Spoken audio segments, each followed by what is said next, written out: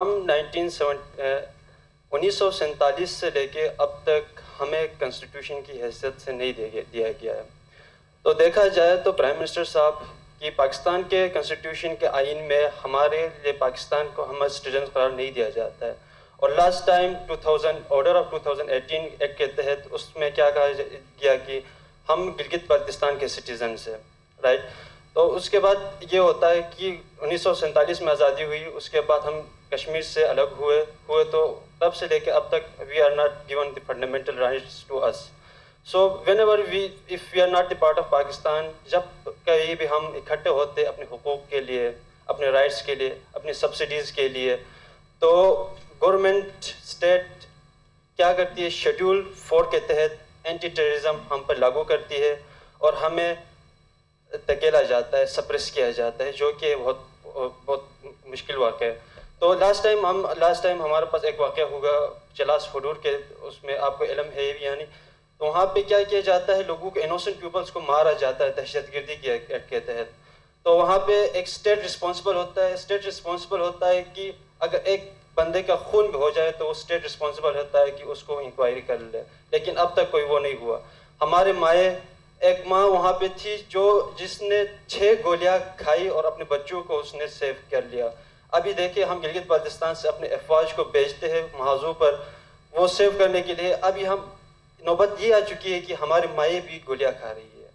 اور اس کے بعد ہمارے پاس یہ ہے کہ کشمیر کو ہم سیلیکٹ ہوئے, کشمیر کو ایک کنسٹیٹیوشن ایک سیٹ اپ دے دیا, ان کو ایک پرائم منسٹر دے دیا, ان کو ایک یونیورسٹی دی, میڈیکل یونیورسٹیز دے دیے ان کو, ہمارے پاس انجینئرنگ یونیورسٹیز دی, لیکن گلگت بلتستان کو کیا دیا, کچھ بھی نہیں دیا. وہاں پہ جھنڈے دیے گا, گلگت بلتستان کو لاٹھیوں کے زور سے چلایا جا رہا ہے. ہمیں کوئی ایک اچھی میڈیکل یونیورسٹیز نہیں دے دی گئی, ہماری سیکیورٹی کا خیال نہیں رکھا گیا. اسٹیٹ کی رسپانسبلٹی ہے کہ پروٹیکشن دے, سیکیورٹی دے, فوڈ دے دے, لیکن I'm so sorry. Let's come to the question so that we can. Yeah, I am coming to that, right, ma'am. So, لیکن اگر اسٹیٹ یہ نہیں دینا چاہتی ہے تو ٹھیک ہے, ہمیں آٹونومس کر لے, ہمیں الگ کر دے. We want to be separate nation and we will be your friends as good friends. So my question is that where is the social justice, why we can't give in the social justice. ہم کہیں بھی freedom of speech نہیں ہے. Last time منظور پشتین کو اندر کر لیا تھا, freedom of speech وہ بات کرتے ہیں. تو ابھی ہمارے پاس بابا جان ہے, ہمارے نواز خان جی, ان کو اندر ڈالیں گے. We want security for them as well. تو ہمیں سیکورٹی چاہیے. Where is the social justice. Imran Riaz Khan کو منہ بند کی جاتی ہے, عمران خان کے منہ بند کیا. Where is the social justice. We want the freedom. So please. You are done.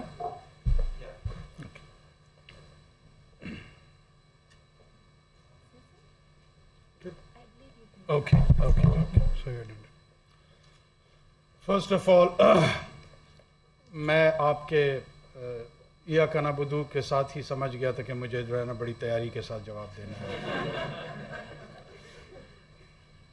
اور ذات سے میرا یا کا نستعین پہ دل میں زیادہ زور ہو گیا کہ یا اللہ میری مدد فرما.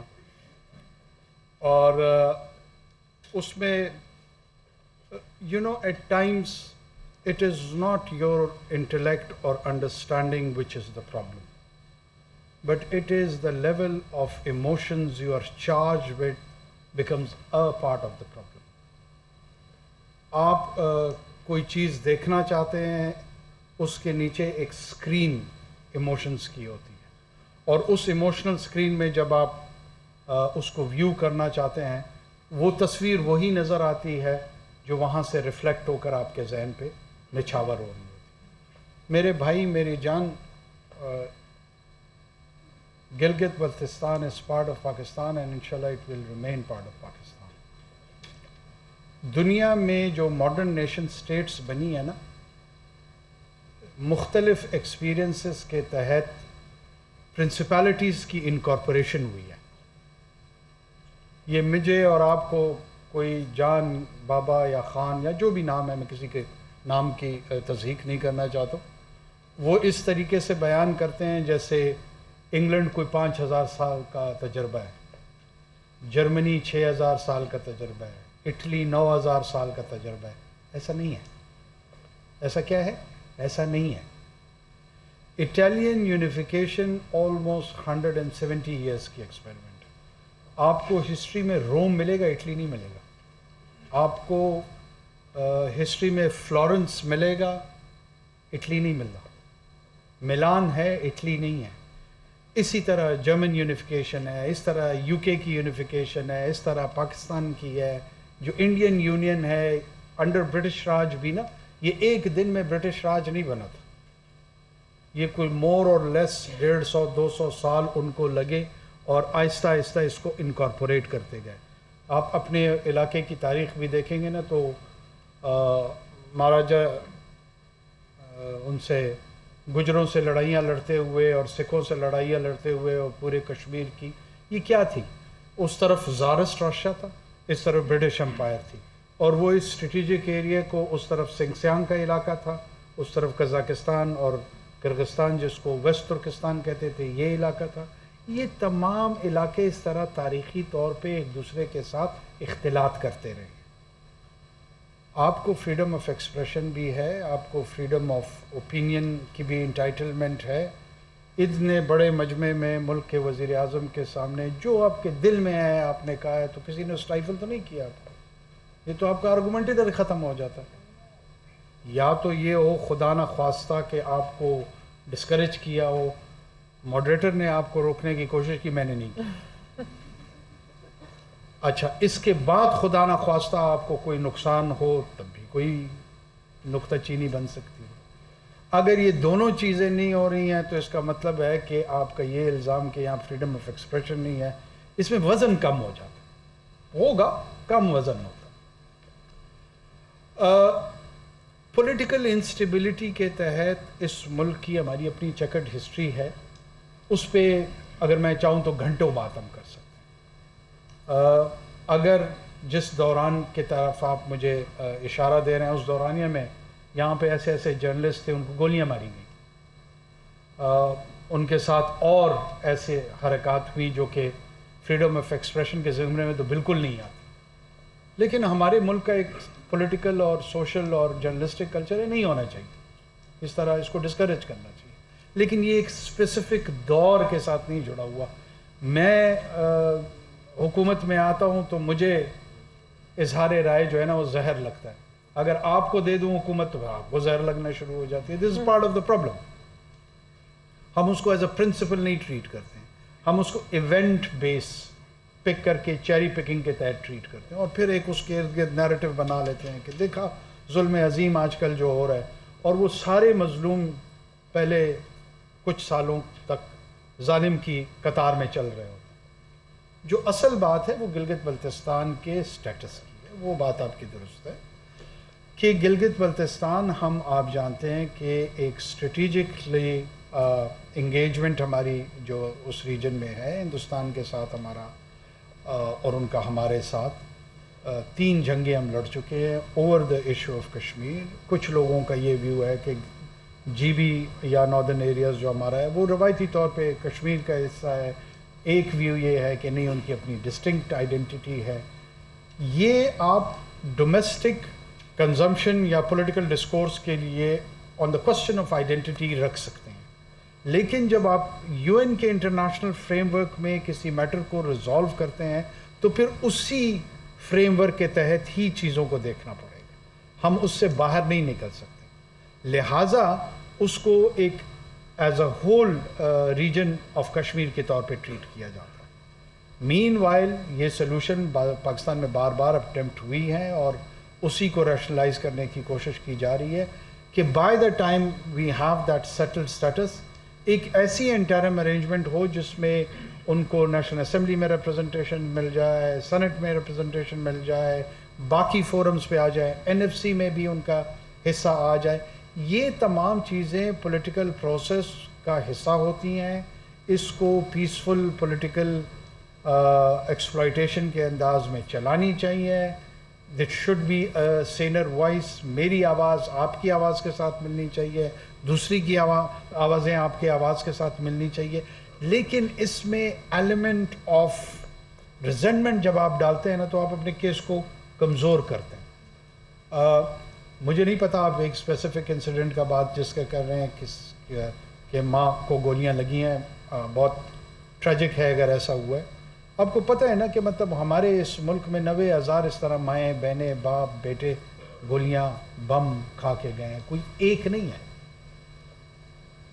اگر اس ایک ماں کی بنیاد پہ آپ پورے کے پورے ریاست کے تصور کو اگر کے حوالے سے کہہ رہا ہوں, ہو سکتا ہے آپ نہ کہہ رہا ہوں, اگر اس کو ایک ظالمانہ انداز میں پیش کیا جائے تو شاید وہ انصاف کے قریب نہ ہو. ہمارے ہاں وائلنٹ سوسائٹی ہے, ہماری ہائیلی ویپنائزڈ سوسائٹی ہے, ہمارے ہاں وائلنس کا رجحان مذہب کے نام پہ, زبان کے نام پہ, نسل کے نام پہ وہ اپنی پیک پہ ہے.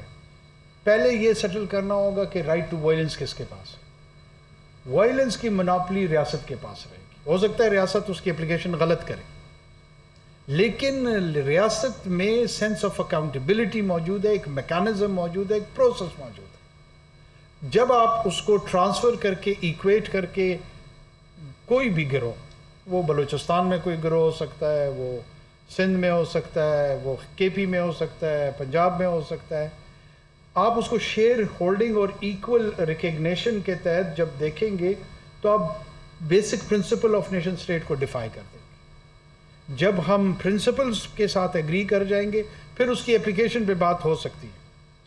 آپ آپریشن تھیٹر کے اندر جو ہے نا کوالیفائڈ لوگوں کو پیشنٹ کو ہاتھ لگانے دیتے ہیں نا. مطلب میں اگر کل کو اسٹیتھوسکوپ گلے میں ڈال لوں اور ایک وائٹ کوٹ پہن لوں, that does not qualify me to treat that patient or do the surgical procedure. اس کے لیے مجھے certain principles یا procedure سے خود گزرنا پڑے گا, تب I would be or she would be allowed نا.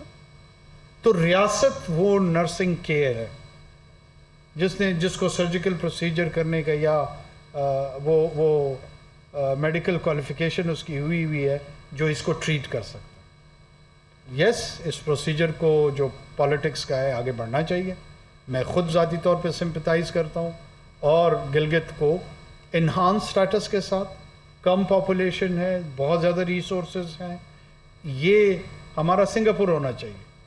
لیکن آپ کی علیحدہ کوئی شناخت نہیں ہے. آپ کی شناخت میرے ساتھ جڑی ہوئی ہے, میری شناخت آپ کے ساتھ جڑی ہوئی ہے. جو 1947 کا انڈیپینڈنس ایکٹ تھا نا, اس میں جس کے تحت دو ڈومیننٹ پاکستان اور ہندوستان کے ہیں, اس میں صرف اور صرف یہ اختیار قانونی طور پہ دیا گیا تھا کہ یا تو آپ پاکستان کے ساتھ شامل ہو جائیں یا ہندوستان کے ساتھ. تیسرا اختیار تھا نہیں.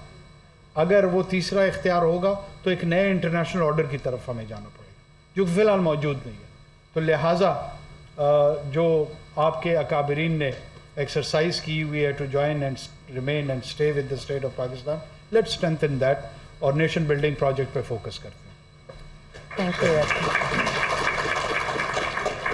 My only request is to keep questions concise and articulate them briefly so that all of us will get an opportunity to ask our questions. If I see hands up again, I'll stay on that side.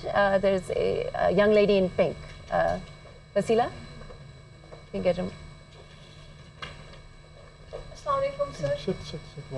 Assalamu alaikum, sir. I'm Wasila Kakar from Sheen, Balochistan. Wow. Did you know her? No. I'm a fourth-year medical student here. First of all, I would like to express my gratitude for your presence here. It's truly an honor to have you address us. So my question is basically on the healthcare situation of Quetta. I know this topic has been brought on multiple occasions, but I think so it never got the required attention. So as we know, there was a recent outbreak of Congo virus in Quetta, and 12 or more healthcare workers of ours got infected, and unfortunately we lost few of them. And if I recall properly, there was a similar outbreak that happened in 2011. Yeah, carry on. And we lost 2 of our healthcare workers. So fast forward 12 years, and instead our healthcare to get better or even remain stable, it has even gotten worse. So even during this recent outbreak, there was lack of necessary facilities to prevent the spread, to treat those affected individuals. We even didn't have the required timely availability of air ambulances and other facilities to shift those critical patients to a better tertiary care hospital in Karachi. And if it was there, maybe we would have saved those lives. So my question is, what are your plans, or what is the government planning to do about it? or is this topic will be kept aside as it has been the case in the past? Thank you. First of all, I'm so glad to see you, hailing from Pishin, from the same tribe, and you are having quite a remarkable contribution over here, and I'm very proud of that.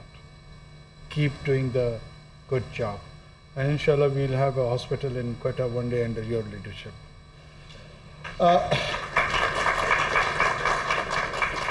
These are the challenges of the governance which we need to understand.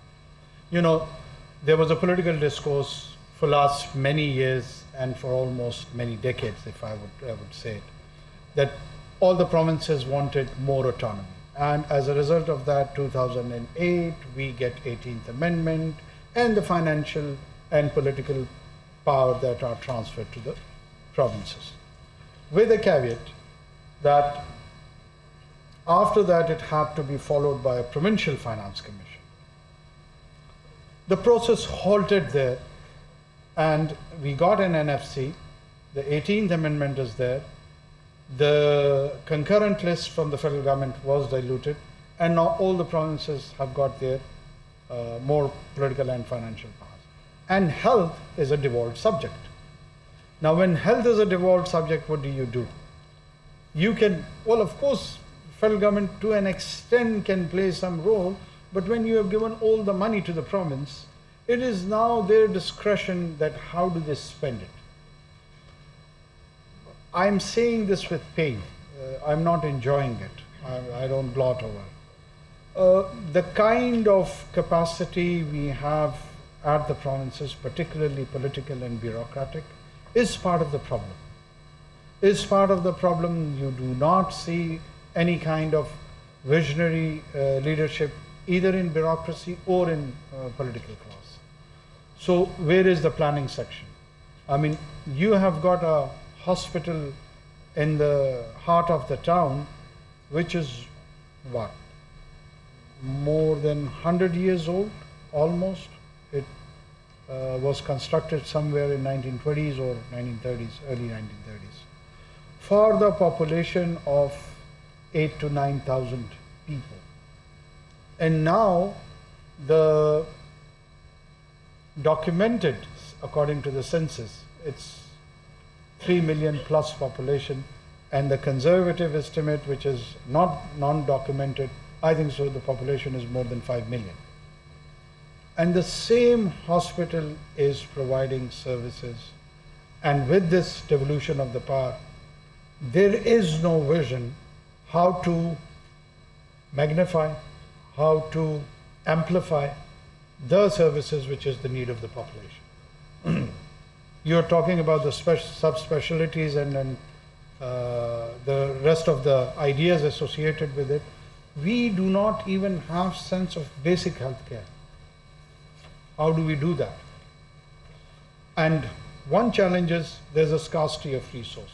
The other is mismanagement of resource. We need 1,000 rupees, but we've got 100 rupees. And I mismanage those 100 rupees too. So that is the challenge. What do we do with that? It is directly related to our political system, our governance system. So as an individual, after 2 months when I would be retiring from this stint, how much I can do, it would be mere rhetorics or shallow slogans. That is part of the problem. If somebody wants to contribute, I think so they should come and participate in a responsible political process. Until and unless you do not have visionary and good individuals in politics, forget it. Then we will outsource it to these clubs, be it the club of popularity or dispopularity, whatever the case is. But the actual issue of governance would never be attended in this country. This is my honest opinion on that. Thank you. I turn to the center. There's a young man sitting behind. Please go ahead. If you can get a mic.